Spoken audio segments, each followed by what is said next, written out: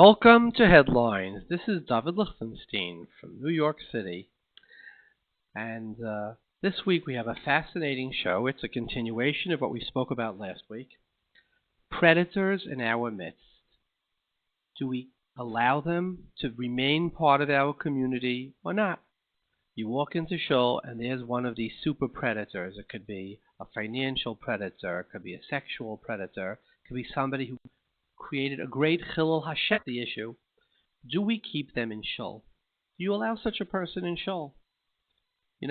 Well, they have to daven someplace. What are they going to do? Skip davening? So, we're obviously talking about a predator who's been defanged, because if they're a current and present danger, they should be in jail. But once they're not a danger anymore, so interestingly, there is no case on point for this. We like to talk halacha here. The closest thing that I could find is if you look in Yoreh De'ah Shin Lamed Aleph, Hilchos Nidui and Cherem, there's actually a Ramah. And the Ramah talks about somebody who's put in Cherem, and the Ramah says, we keep him in Cherem. This is in Sif Aleph. Afal pi shechoshishin sheyetze l'tarbus ra. Even if we are afraid, if by excommunicating, he will become a meshumid. He will leave the religion totally. Now, think of the extreme. In the Ramah's case, we can put somebody in Cherem for as minor of a problem as not listening to a halacha drabanan. And Ramah says, if you want to enforce it and he refuses, you can put him in Cherem, even if he will be Yetzel Tarbus Ra. Forget about missing davening, even if he converts. Interestingly, the Taz argues, and the Taz says, Ein doichen even afra neufel. When somebody's down, you don't throw a rock on top of them. And they go back and forth. Many of the Paiskim, the Chavos Yoyer, the Sam Sofer, many discuss it. But ultimately, the great Shach writes, we paskin like the Ramah says, Dim loikein batla din Yisrael. There would be no more sense of din by Klal Yisrael if we would allow transgressors to trample on the law. We'd say, oh my goodness, we can't punish him. Maybe he'll become irreligious.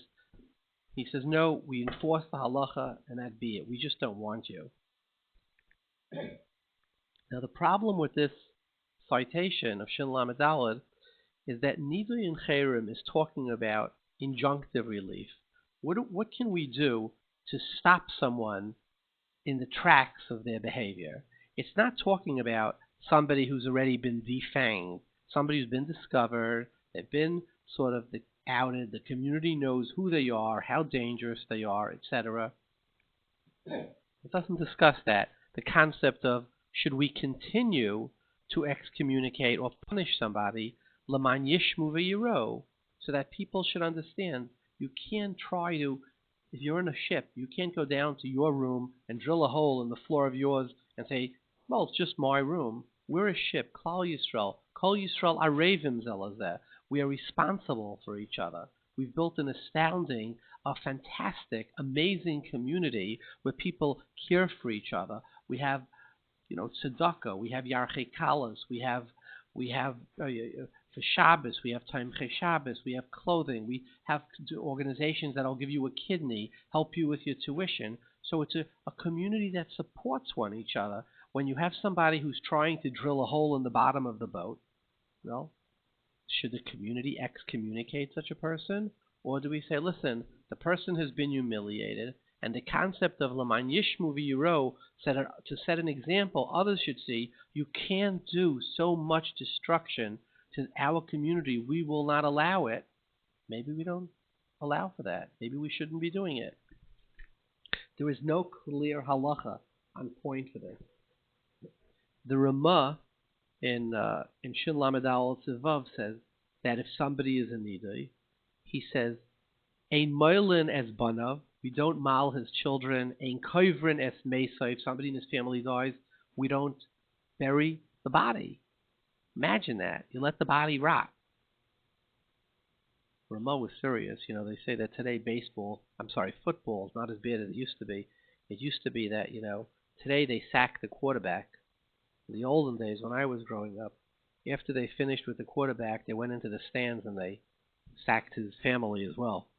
So the Ramah says, You don't mal his children, and koivrin es mesai. The Ramah says, Zorkin es banav mi beis ha-sefer. You throw his children out of the beis ha-sefer.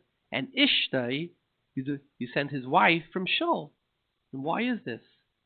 To set an example. We as a community, we can't allow destructors, destroyers, haters, malshinim to come in and try to destroy us from our very midst. Turn our kindness into a tool of destruction. Now the Marshal, the Taz on the spot brings him, argues vigorously. He says, even if you want to have venom towards the perpetrator, he says, why is the family guilty? And you'll see the Pesachei Tshuva there brings the Chassam Sofer struggle with this, and the Chassam Sofer says, we only ask the family, he tries to make a compromise, we only hold the family guilty if we believe that they follow in the paths of their parents. He says, like a karoi, a heretic, his children are probably heretics. Other places can disagree. But here again, we're talking about injunctive relief. Somebody who is not makabel the nidai, maybe somebody who is defanged, is different. Before we go to our guests, it's Parshas Lech Lecha. I'm not going to proceed this rather austere topic with the Dvar Torah on the Parsha, but I will say the entire Ramah in Sivav, which says we punish the children, the spouse, etc., is deeply troubling because it goes to collective punishment. The Nazis, if somebody escaped the camp, they would line up 30 random people and shoot them all. And the message was, if you try to escape, we're going to kill 30 of you. And, that's problematic. That's what did these 30 people, right? So interestingly, the Rivash, the great Paisik, the Rivash, he lived in the 1400s, around 600 years ago. He actually was asked this question. He says, can we do collective punishment? A few people of a community sin, so we want to punish many. And he says, Chas v'shalom, the Rivash says. He says, and he brings a raya from Parshas of Vayera, next week's Parsha. He says, what did Avram say when the Rebbeinu Shalom tries to punish Sodom? Avram says, Chalila l'chaliyes lahamis tzadik im Rasha, v'haya katzadik harasha. He says, God forbid. He says, Lord, ha'isa mishpat, how could you allow the tzaddik to pay for the Rasha? And then he brings from Moshe, he says, ha'ish echad yechtev al kol ha'edef tiktayv. And then he brings the Gemara. The Gemara says, Tuvya chada zagid nagid, that one person sins and another person. He says collective punishment is not allowed. Yet the Ramah here seemingly struggles. The Ramah says we have a machlekes. The Marshal on the spot argues with the Ramah. Do we allow for collective punishment? What's your opinion? Somebody did something really terrible. Somebody like Dweck, he destroyed the lives of 13 Rabbanim, an entire community. Do we say, okay, you're out, but your family is fully accepted? Or do we say, we have to create an example to protect ourselves? Ramah says one thing, Marshal says the other. Rivash says collective punishment, chas v'shalom. I'll leave you with one other question. I'll leave you with a question on the Rivash. The Rivash can clearly argue on the Ramah. The Ramah came later than the Rivash. But what would the Rivash say? He says, Chalil lecha lahamis tzadik im Rasha. We don't believe in collective punishment. If you look in Hilchos Avodah Zarah in the Rambam, in Perek Daled, the Migdal Oz, the Rambam says that by Ir Hanidachas, you would kill the children too. So the Migdal Oz brings from Rabbi, I think it's, who was it? Rabbi Yitzchak from Malta. I'm sorry, Rabbi Moshe from Malta. The Ramah, the Yad Ramah, he came from Malta. I was actually, years ago, I was in Malta and they took me by boat to a little island and they say a great rabbi was buried here. It was the Yad Ramah. The Moshe Abulefia was buried on an island off of Malta, a little stony, rocky island, uninhabited. He asked this question. He says, why should the children pay for the parents? And he remains by a question. And Reb Aaron Meloniel, one of the great Bali Taisva, says, well, I'll bring you 3 proofs that we do believe in collective punishment. He says, B'nai Kairach, they died. What did they do? The children, it says, the earth opened and it swallowed everything. Anashim, Nashim, V'taf. Right? He said, The Taf, why did they die of all the people there? Well, B'nai Korach Lebesu, but the Taf, everybody else did that. He says, you see, we do believe in collective punishment, right? He says, additionally, he says in the case of, we have here in Idachas, we have Kairach, and then he says in the case of Yavish Begilad, he says also the children died. So we have Kairach, Aaron Idachas, Yavish Begilad, collective punishment. The Rivash says, this next week's parsha, Chalil l'chal ha'mis tzadik im rasha. He brings from Moshe, Ha'ish echad yechtev al kolei de tiktzayf, tuv yachata v'zigud nagid, you one person, the other person. How would the Rivash answer these problems? These are really difficult problems. How did the Jews deal with collective punishment? And rather than try to answer it, we have such an audience of brilliant, amazing Talmidei Chachamim, philosophers. If you have an answer, please email it to me. So we're going to go to the phone now. We're going to start with a very courageous rabbi from Baltimore, Rabbi Tzvi Weiss. We have on the phone with us from Baltimore, Maryland, Harav Tzvi Weiss, who's the Mara de Asra of Beis HaKnesses Arachayim. Welcome, Reb Tzvi. Welcome. Thank you for the opportunity, and it's good to talk to you. So here's the question we'd like to pose to you. When we have somebody who has been a major embarrassment, a source of grief, somebody who's been a machriv hatzibur, right? How do we, post facto, when they're not a danger anymore, they're not a roidif anymore, they are not a predator anymore, they are not, being roidif us either beguf, benefesh, b'mamain, whatever the case may be, but they cause so much embarrassment. How do we deal with them as a tzibur? Is there a concept of L'man yishmu ve'yiro, we should be merachik such a person to show that our community has standards. We've built a beautiful community, and if you want to try to destroy the beautiful community, we don't want you to send a warning out to others. What is the Rav's opinion? This is, Reb David, this is a complicated, sensitive issue. It's not a shaila from today or the last 50 or 100 years. It's a shaila that has come up throughout our history, hundreds of years, probably thousands of years. I mean, Baruch Hashem, Klal Yisrael, from its initial existence until today, has had multitudes, ruba de ruba, of Yidden who are Erlich, did the right thing, created Kiddush Hashem as individuals and as part of a tzibur. But unfortunately, in the world that was, in the world that is, people have free choice, they have free will, they have bechira, there's all kinds of challenges, and there have been those individuals who have behaved in horrific, harmful ways, both to themselves spiritually, to their families, to their communities. There have been chayte u'machte, there have been, as you said before, machrivei hatzibur, dangers to society, as individuals and as groups. The shilas that go back about this issue when they talk about, the groups of the Shapsai Tzvi and so on, who were out there and recruiting and pulling Yidden away from doing the right thing. And it's a complicated shaila. To give one cookie cutter answer would not work. We're talking here theoretical. Every individual in every case has to be judged on its merits and be looked into with a tremendous amount of all kinds of emotions. Compassion, both for the individual who went off, compassion for the people around him, compassion for the tzibur that is subject to what we just talked about. Now, Reb Tzvi, let me just to illuminate the tzibur at large why I'm asking you this question. Mm-hmm. A while ago, a fellow by the name of Dweck, who caused one of the greatest Chillul Hashem, certainly in my lifetime, moved into the Baltimore community where you are a very prominent Rav. And he said, Emani kan hakol kan. He moved in, he registered his children in the local Beis Yaakov. And I understand that, there was some consternation in the community as how to deal with him. And you were very involved, and which is why I put the shaila to your feet, we haven't chosen you out of a hat, but out of somebody who actually had to deal and struggle with this very issue.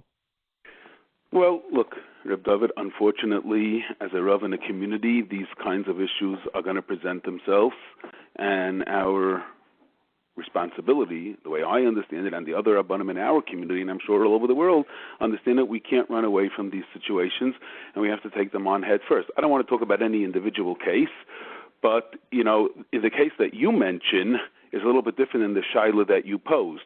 When that individual moved or attempted to move to our community from outside the community, at that point he was still deemed to be a danger to the society around him. And therefore it was dealt by the Rabbanim, by the local Rabbanim, from that frame of mind, from that point of consideration that we have over here. What you said before, we're not talking about a case of a roidif. We're not talking, his situation was seen very clearly, and a judgment had to be made. Is this a roidif? Is this somebody who was going to enter into our community and start behaving in the ways that he behaved before, without remorse, looking for helpless victims, and going to cause a tremendous amount of tsar, beguf, b'mammon, and b'nefesh? So that's how the approach to that case was taken from that frame of mind. There are other cases of sexual predators where it is almost impossible, from my opinion and from the experts that I've spoken to, for anyone to get up and say, "Oh, that fellow's cured. He's no longer a danger to society." And therefore those cases also have to be looked at from that standpoint. And though the question comes up about the innocent children of the perpetrator, of the predators, his children, we have to look at it from the standpoint of protecting our children, the innocent children who are unrelated to the story. So the case that you bring up, it was a painful case. We dealt with it properly as a group of Rabbanim. We were meyayitz, and we came to a very good conclusion at that point. But again, it's different than the shaila that you're asking. See, what halachic precedent would you establish for a lot of people? Here are the two arguments. Look, he has to have someplace to daven. We can't stop somebody from davening. Question number one. Of course we can stop people from davening. Good. So give them some halachic precedents. Just teach our Olam. A ton bit, if you open up a Shulchan Aruch, and look, nobody should attempt, this is dangerous, do not attempt it at home, like they say. It's a disclaimer. But we have to get educated. The Shulchan Aruch in Shin Lamed Daled, it's Hilchos Nidui V'Cheirim, and there it's talking about a case where a fellow was put into a nidui because he was an avariya, which means he didn't behave properly. Not necessarily that he enticed others, not that he was a harm or a threat or a predator. We're not talking about sexual predators. Those cases do come up. Even in Isid Rabbanan. Within his own Dalet Amos, in the privacy of his own home, he is not following the halacha. So the Tzibur then, I don't know if today they understand it, but the Tzibur then understood that just like we have a responsibility for each other's well-being, Baruch Hashem, the moistus hachesed that exist in our communities are enormous, are historically precedent-setting moistus, such as in our community here, Avos Yisrael, which provides funds and food and clothing for those in need. In New York, of course, you have Tomchei Shabbos and multitudes. Well, there is also a concept of being responsible for the spiritual well-being. And that, we have also, Baruch Hashem, great moistus who deal with that. They're called Kiruv organizations. Right? There's Eishat Torah or Sameach. I don't want to name them because I might leave out so many of them. Well, one of the ways that the Chazal understood it, when other means don't work, when Yemin Mikareves does not work or has not shown fruit, then unfortunately sometimes for the benefit of the avarium, for the benefit of the fellow who is not behaving right. He knows the right thing to do. He's been educated, but he refuses to do the right thing for his benefit, to motivate him. Unfortunately, sometimes with small doicha, we have to give a patch. And that patch is called a nidui. It's a chayrim that Beis Din is empowered and obligated to do. In fact, at the end of Shin Lamed, right there in the first sif in Shin Lamed Daled, the Ramah quotes, and this is where the real discussion starts, Umenadin lemishu chayiv nidui, those who are chayiv nidui, we will put them in that chayrim, which, by the way, meant they can't come into the shul, you can't be in their Daled Amos, you can have nothing to do with them, you can't incorporate them into a minyan, even a shayla whether you could daven if you have a minyan while they're there. That's talked about. But it's an absolute, complete smol doicha. Away, sir. You don't belong in our tzibur. And are you worried that he will maybe it will impact his Yiddishkeit, he'll become less... Dr. Ramah, that's the Ramah, Reb David. Dr. Ramah, va'afilu yesh lochush, she'al yidei kach yetze letar b'sra. Here you have this fella. So he's an Avarian. He's not keeping a certain halacha that he's supposed to be keeping. We go and we impose this tremendous patch of a nidui. No one's doing business with you. No one's talking to you. You can't come into our shul. We're erecting mechitzas where you go. The guy's going to say, you know what do I need this for? Zayin megazint, I'm leaving. Here's my yarmulke. Here's my black hat, my gray hat, my straw hat. You could have it all. I'm off letar b'sra. So here we are. We're trying to protect you. Think about it now, right? We're trying to protect you that you should do the right thing.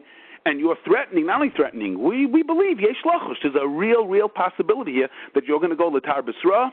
Say, I'm sorry, mister, this is what we have to do. If you want to go letar b'sra, that's your decision, even though it's self-defeating, right? Because we put you in a nidui to bring you back, and it's not working, so maybe we should stop. So l'chayr, what you see from here is that the nidui is not only to stop the Havarian from doing his behavior, but it's like what you talked about before, l'man yishmu l'man yiru, that people have to know. You need to behave, you need to do the right thing. And we try to do that with Guttens. We try to do it by educating people and giving them the beauty and the sweetness of Yiddishkeit and the great affordability and privilege that it is that we are capable of having an intimate relationship with the Rebbeinu Shalom based on his Torah and mitzvahs. But if that doesn't work, then we have to start thinking about the individual, and we have to start thinking about the people that he might be influencing, even though he's not actively trying to influence anybody, but his mere existence is an influence, and we have to protect the people, even if it means that he'll go off like Harbistra. The preponderance of the poskim hold like the Ramah. Is that fair to say? Absolutely. It's true the Taz of an art argues very strongly on the Ramah. But the Shach and the Nekudas HaKesef, the Chavas Yoyer, etc. David, you're the Talmud Chacham himself. You don't even need me here. But the Nekudas HaKesef, the Shach over there, who after a whole litany of rayas from the Taz, from Gemaras back and forth, the Nekudas HaShach just says, Ein lachush. We don't have to worry about what the Taz is saying.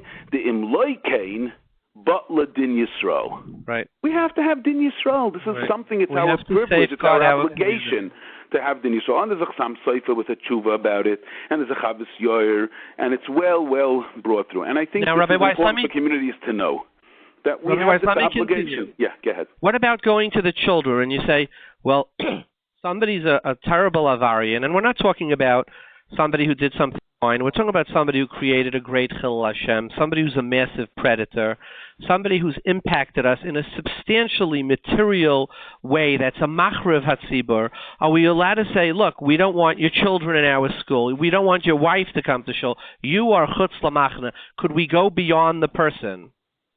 Well, that's a very interesting question, and it's a question that has been raised hundreds of years ago, and the Chassam Sofer talks mamish about a very similar case, and the Chavas Yoyer about telling the woman of the machrim that she cannot come into the shul. And it's very interesting what the Chassam Sofer says, and a fascinating thing the Chassam Sofer says, you have to hear the Chassam Sofer just to know how far he goes. He says, what about the children? What about the children? So he says, look, this fellow that we've put into a chayrim, he has, what's keeping him around is that he has some schusim. What are his schusim? Maybe that his children are having a Jewish education. That's a schus that's being told of him, that's keeping him, and why he's not gone and off the scene. And therefore, Dr. Chassam Sofer, maybe that's part of our obligation is to take away his schusim, not let him have his children in school, so they won't get a Jewish education, so they won't bring schusim to him. What about their neshamas? They're neshamas you don't have to worry about. They're innocent. The Rebbeinu Shalom will look at them as innocent. They're an anusim.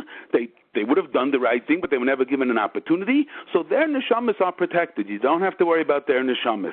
And Fakir, now his neshama, the Avarian's neshama, will get what it finally deserves. An unbelievable tshuva in the Chassam Sofer, in Yeridea, Simin Shin Chaf Beis.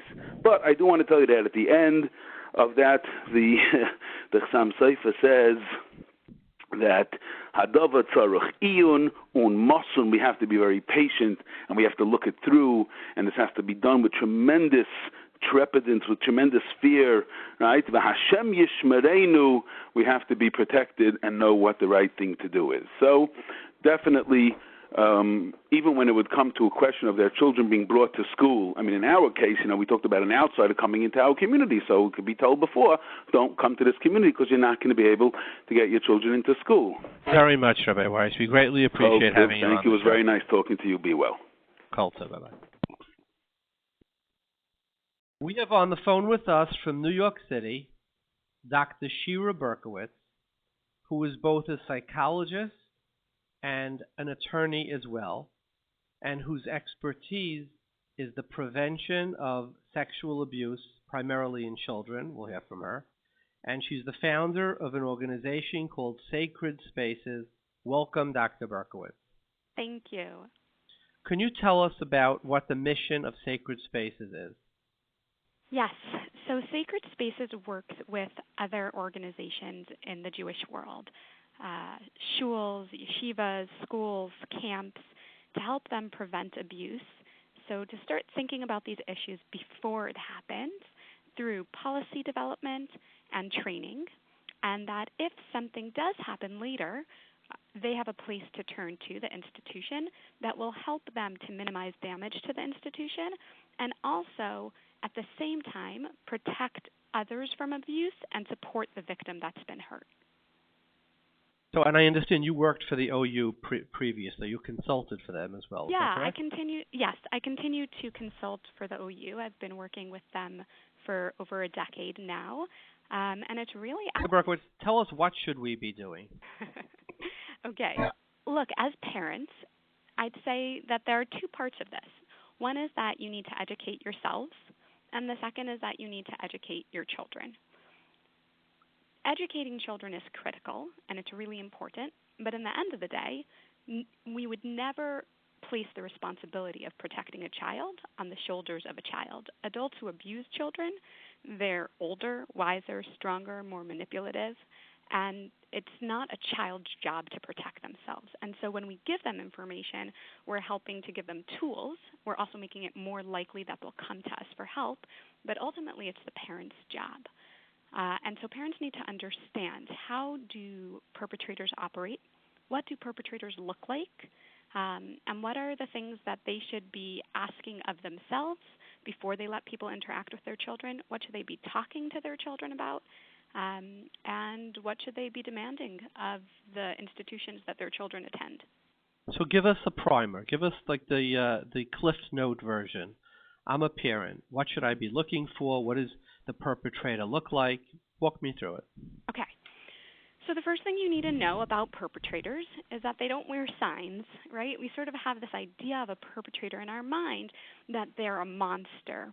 And it's just not really a very helpful way of identifying perpetrators, because often perpetrators are the people that we know and trust. The U.S. Department of Justice says that 93% of children who are sexually abused are sexually abused by someone that they know and trust. 34% of the time it's by a family member.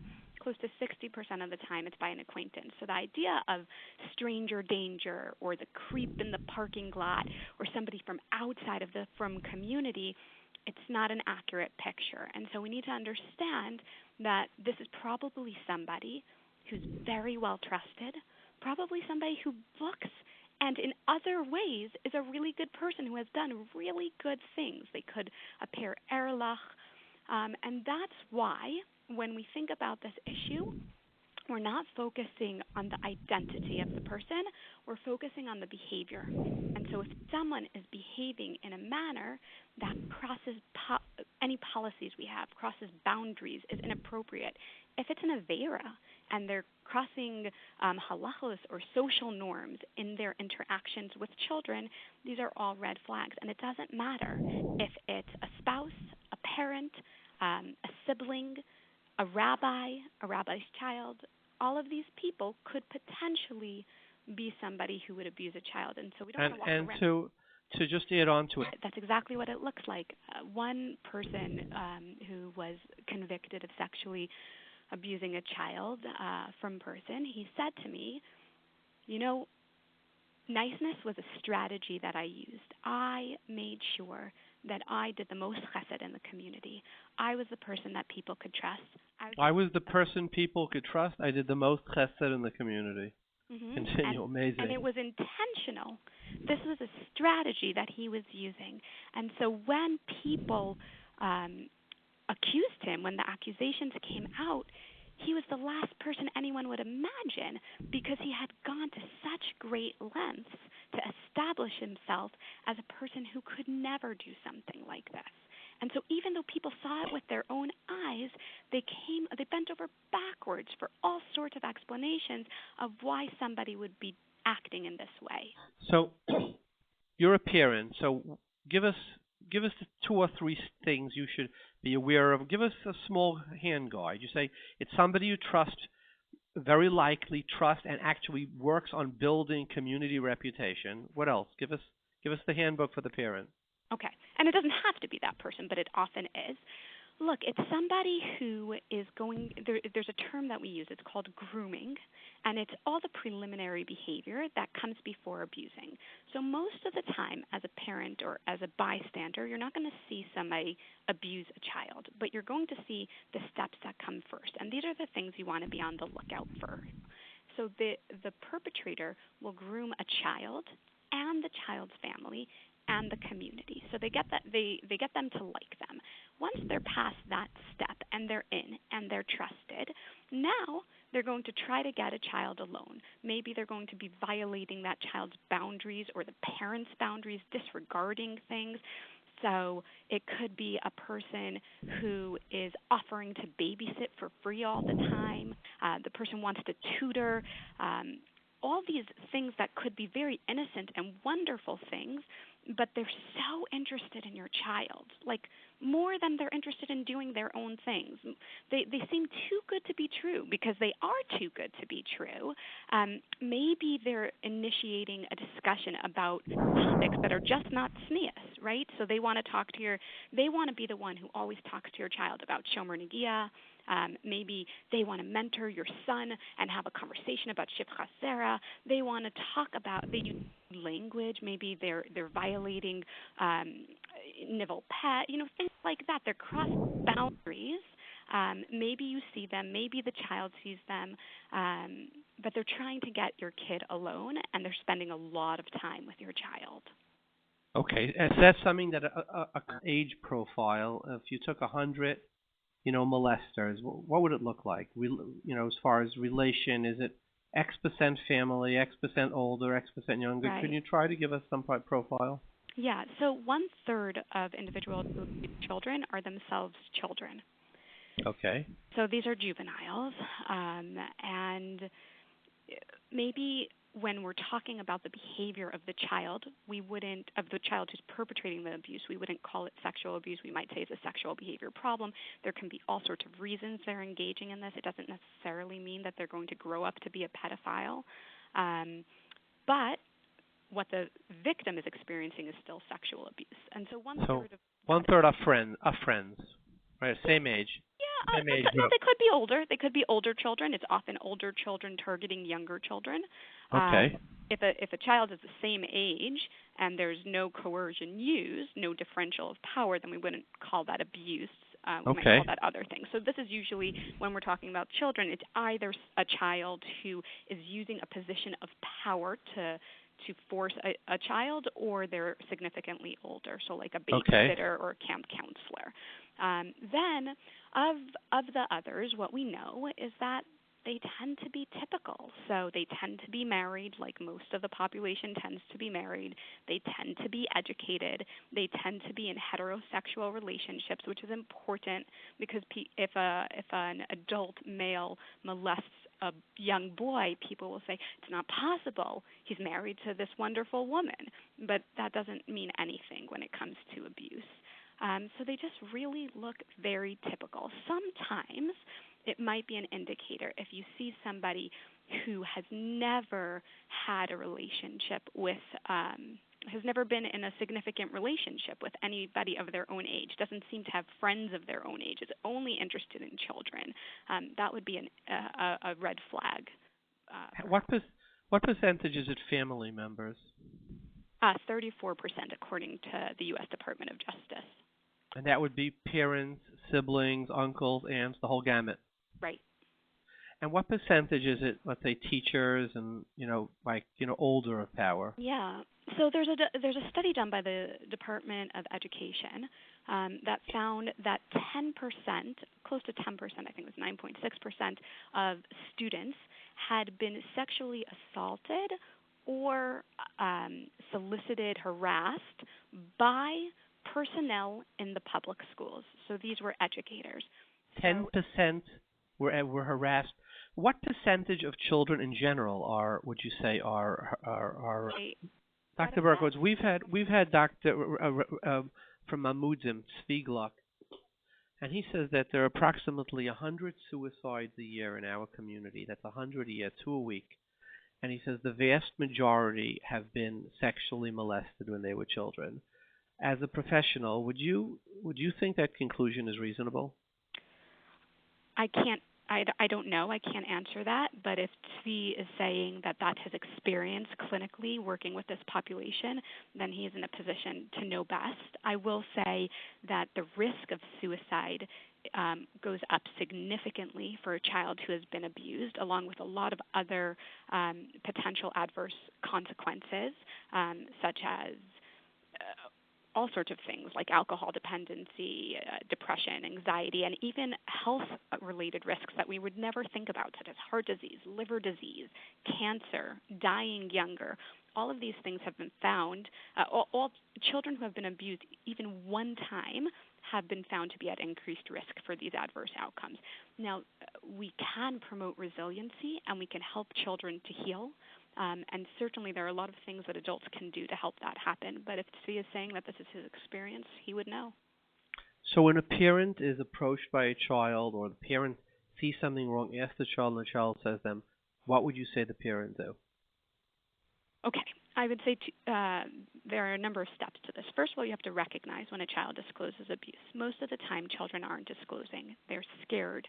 They're worried. They love the perpetrator. There are so many, they don't want to get the parents upset. There are so many reasons why a child might not disclose. So if a child is disclosing, much of the time it's accidental or they're disclosing tentatively and they're testing your reaction. I'll tell you a story that happened to me recently. A child approached me and he said to me, Shira, there are a lot of bad kids in my class. And I said, really? Tell me more about that. And so he said, well, 2 years ago when I was younger, they all were under a tree during recess, and, well, I don't really remember what else happened. At that point I said, I just want to tell you that if there's something you need to tell me, I want you to know you're not going to get in trouble for telling me, and you can tell me whatever it is you need to tell me. So then he said, oh, I remember. We were under the tree, and these boys had pinned down another boy, and they were pulling down his pants, and I don't remember what happened next. So then I said, I want you to know that not only will you not get in trouble, but if there were other boys who did things that they shouldn't have been doing, they won't get in trouble, but we might need to get them some help, and we need to make sure that everybody behaves in a way that feels safe. And then he remembered the rest of the story and remembered that, in fact, it wasn't another boy they were doing this to, but that this had happened to him. This had happened to himself, and he was sharing that with me. And so I share that just so that parents can understand a disclosure is not necessarily going to be straightforward, and you have to listen to what your child is saying. When they say this to you, stay calm. It's very normal to feel panic or denial or to get upset at somebody, right? Because this is a terrible thing they're telling you. But try to stay really calm. Believe the child, even if you doubt the child. It's okay to doubt the child. Just don't tell them that you doubt them. Keep that to yourself, and you believe the child. And that's your moment. The second the child discloses, that's your opportunity to start building resiliency right there. And research shows that the way you respond can impact the trajectory for this child. So instead of saying to the child something like, "You poor kid, that's so terrible, you couldn't even do anything, there was nothing you could have done," and like victimizing him with your language, say things like, "I'm so glad you're safe right now. You handled that so well. I'm so proud of you for telling me. Thank you for telling me." Honor the child, build them up with your language, and tell them that you will help them and that if they feel unsafe, they should come back to you, and then you report it and you take care of that child. And as parents, we can even take this a step back.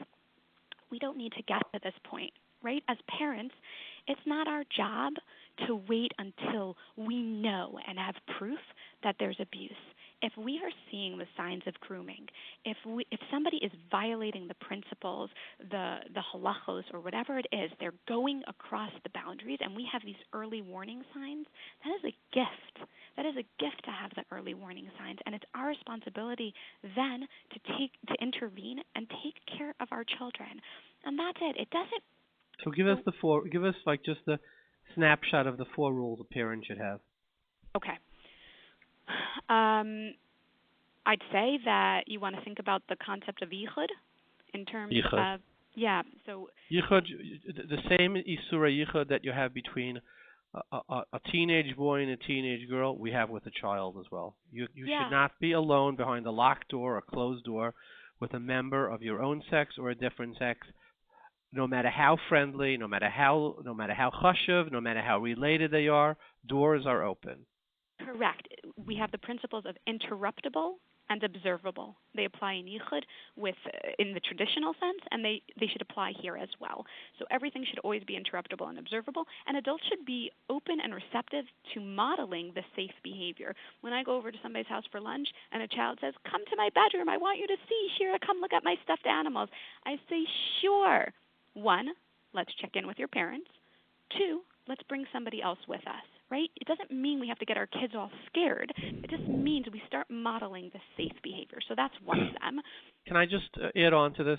I employ many, many women and men too for 30 years or so, and I've never ever had a single case where a woman has accused me of impropriety, and the reason is I have a rule.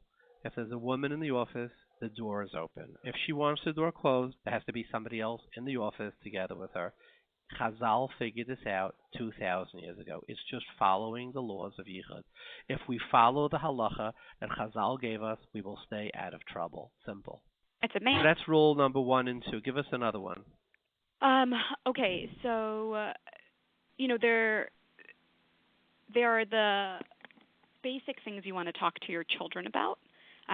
So nobody should be touching them in any of their private parts, and you're going to use words, anatomically correct words, to identify their body parts. They need to be able to know what their body parts are so that they can talk to you and tell you if somebody's touched them. And you might give exceptions to that, and you always explain it, right? So if you're at the doctor, Ima is with you or Tati is with you, and that's why it's okay because the doctor is touching you for a healthy touch, and I am here in the room. But if somebody ever violates your safety rules, you can always come to me and I will help you. And this is, I would say, is very critical because sometimes what happens is that children are taught by their parents or by their schools what is allowed and what isn't allowed, right? No adult should ever touch you there, right? Or nobody else should ever touch you there. And then when that happens, if they're abused, they feel that they can't tell, they'll get in trouble because their parents taught them not to do this, right? And so we have to be really clear that you have permission to say no if someone is violating your safety rule, but you could also come and tell me, even if something happens, and I'm going to help you, and you will not get in trouble. So there's that, which is important. You want to help your children, and this part can be really fun, to create a safety network of, let's say, 5 trusted adults. And this is easier for younger children. As kids get older, they start to have trouble with picking 5 adults. But the younger kids can pick lots and lots, right? And you come up with 5 trusted adults, and you maybe make a game out of this, and you then you can do role plays, you can act this out with your kids, and you teach them. If somebody makes you feel uncomfortable, if someone makes you feel an uh-oh feeling, if someone tries to get you to do an avera, if somebody tries to violate your rules, you tell one of these adults, and you keep telling until you are believed and somebody helps you. We don't keep secrets. So an adult should never be asking a child to keep a secret. No secrets. And if somebody asks your child to keep a secret, the first thing they should do is come tell you. I'm sorry? Well, Dr. Berkowitz, this was fantastic. And, we reach, thousands and thousands of listeners, so this is really tremendous mitzvah of Loisamed al Damrayecha, of Hashavas Aveda, of Lifnei Iver, of preventing it. And did you ever see the Yankee Horowitz book about protecting our children? Isn't that a wonderful book? It's fantastic. Yeah, it's I really suggest great. Really Yankee Horowitz. I don't remember the name, but it sold. It was, I think, Art Scroll's #1 bestseller last year about protecting, and it's now in Yiddish and Hebrew and English. He just did a really fantastic job, and I encourage everybody. Yeah, Dr. Berkowitz, thank you very much. We wish you a lot of hatzlacha with your program, Sacred Spaces, and thank you for sharing your knowledge with us. Thank you for inviting me here. All the best. Bye. Phone with us, Mr. David Fromowitz from Bnei Brak, Eretz Yisrael, Israel, who is a survivor of abuse, who has the courage to relate to us his experience. Welcome, Mr. Fromowitz. Hi. How are you? Could you tell us, a little bit about what occurred to you, and then we'll follow up with questions? All right. When I was a student at Yeshiva Torah Vodaas of Flatbush, which is now known as Yeshiva Torah Tanima, I was in 7th grade in the class of Rabbi Simcha Kaufman. I used to get rides in the morning to the yeshiva with Yudi Koko, who lived at that time on 56th Street between 14th and 15th Avenue. And he used to drive us in the morning to yeshiva. And all of a sudden, one morning, he decided, you know what, David, come sit in the front seat. And not knowing anything better, I went and sat in the front seat. When we got to the Ocean Parkway where the yeshiva was located, we had a few boys in the car. The boys in the back seat got out of the car, and I was ready to get out of the car. And he said to me, no, David, stay in the car. I want to talk to you a few minutes.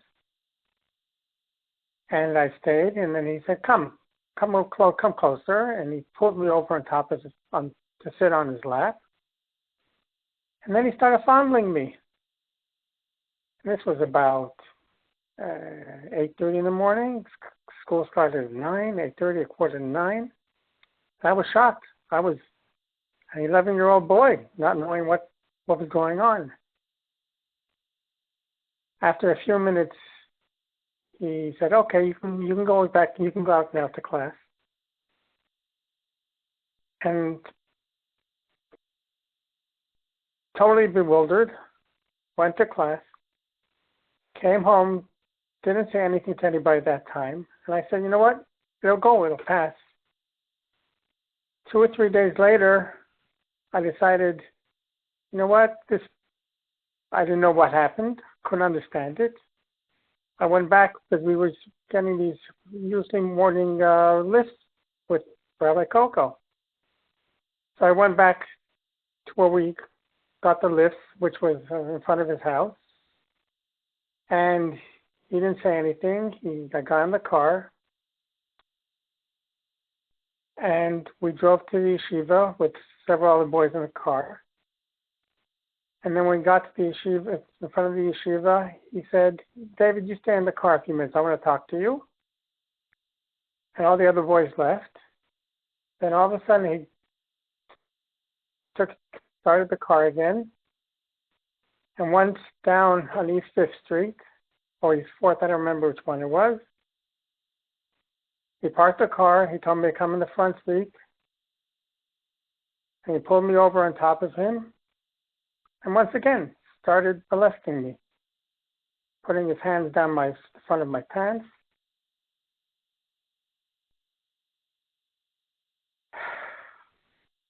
What can I say?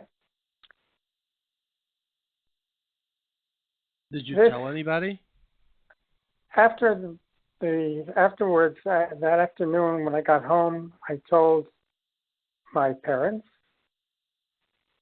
but for whatever reasons, they did not understand. They were not willing to realize that such things happen, and they didn't believe me or couldn't believe me. A few days later, walking in the hallways of the yeshiva, I bumped into him again. And it was an early day. We were getting out early for some reason. I don't remember what. And he said, "Boy, come. I'm driving home. I'll drive you home." And I was sort of hesitant. He said, "No, don't worry. Everything's fine." Again, I was just 11 years old. And I unfortunately went with him.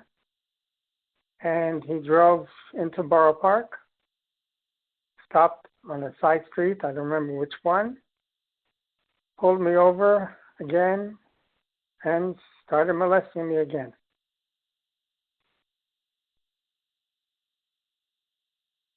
Months later, he did not bother me, he did not do anything. Then, I'd say about 3 months later, he saw me walking down his block, because I decided I'm not going to take any more lifts with him. And I passed his house, and he saw me, and he called me over, and he says, "I have to talk to you." And I said, "No." He says, "Yes, I have to talk to you." And he pulled me into his car. And I was scared. And once again, he drove towards the yeshiva. I don't remember where we ended up on. And I got molested again. That summer, I was a camper in Camp Aguda. Did you tell anybody in the yeshiva? I did not tell anybody in the yeshiva. Can you, David, how has this affected you in your life? To tell you that I admire the courage that it takes for you to come on. And the reason I ask you is because hopefully we do have thousands and thousands of parents listening. And it's important that they know that when their child comes over to them, that they should believe it and understand the impact of it. So if any time you feel uncomfortable, just say, "Let's move to another." How has that affected you in your life? How that affected me?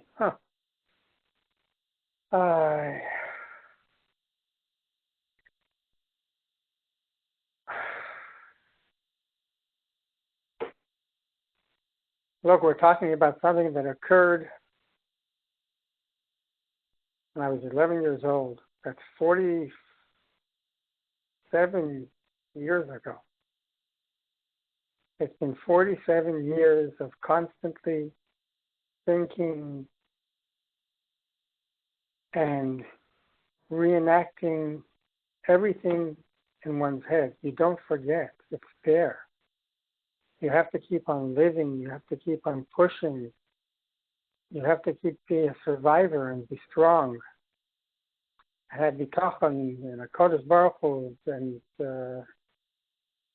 that just because there are sick people in this world, you didn't do anything wrong.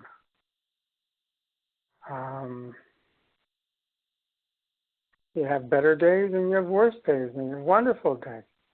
I, Baruch Hashem, have a wonderful family, wonderful children, wonderful grandchildren, wonderful wife. In 1983, I decided we're making Aliyah, moving to Israel, getting away from Brooklyn. I couldn't see myself sending my children to any yeshiva such as Torah Tamima, or having to have to do with any of that world where Rabbanim don't believe you. No one is ostracized. Today I know that everybody knew about Coco. Everybody in all the camps and all the yeshivas, everybody knew that Coco was a molester. And no one did anything for years and years and years. And I myself sometimes feel guilty that I didn't come out much later and file a report with anybody, not with the officials, not with the police. And I kept on telling myself over the years, look, no one said anything, and I don't hear anything. I don't hear anybody in any rumors. I remember when the internet first started coming up in the late 1990s, I used to check the internet all the time, typing the name Coco, saying, okay, if something was there, somebody would say something over all these years, and nothing happened. Until 2005, when I finally saw on the UOJ website, on the blogs, they're starting to talk about Yidi Coco and how there's rumors of him being molesting children. I said, you know what? This is my Simon in the Shamayim that I've been waiting for all these years to tell my story, that there really is something there, that the guy is a molester, that it wasn't just me. He molested me afterwards in Camp Aguda for 2 summers in a row. When I was a camper, 12 years old, he used to take me out into the forest, push me against a tree, and rub himself against me, or pull me into his car and drive out of the camp with me in the car and pull over to the side of the road somewhere and molest me in the car. I was a 12 years old, 11-year-old boy, 12-year-old boy. What did I know? Who knew anything about those things in those days? So David, if Yudi Coco is listening, what would you tell him? He should rot in hell. He should be ashamed of going to shul. He should not be given an aliyah in any shul. He should not be given any kavod. The guy is a lowlife. He ruined dozens and dozens of boys. I've met with dozens of victims of Yudi Coco over the past 10 years. I met someone who was in the Mir Yeshiva before he even came to Torah Tamima, Torah V'Dasa Flatbush. Coco was a dorm counselor or something had to do with a dorm. And the guy told me that he was molested in the dorms in the dorms of Mir. Okay, Coco's been doing this for decades. I met people all along the East Coast, in Florida, North Carolina, and South Carolina, in New York, upstate. All have been molested by Coco over the years. And everybody knew.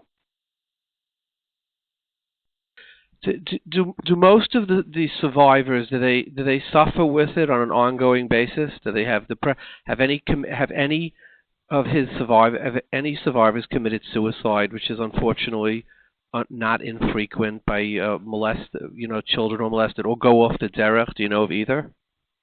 I know of several that have gone off the derech. I do not know if anyone's gone who has committed suicide. I don't know. Never met them. Do not know. But the guy not only Coco, but all the people who covered it up over the years. Margolis, Rabbi Margolis knew about it. How do you know that? How do you know that? Because Margolis people have talked to him. There was an investigation in the 90s where parents came to Margolis and they set up a Beis Din to look into it. Okay, I know some other Rabbeim knew about it too? Well, David, thank you very much. And believe me, we're going to be playing not the entire segment, but big chunks of it on our program. Okay. Okay? Okay. All the Shabbat best. shalom. Thank you very much. Shabbat shalom. Bye.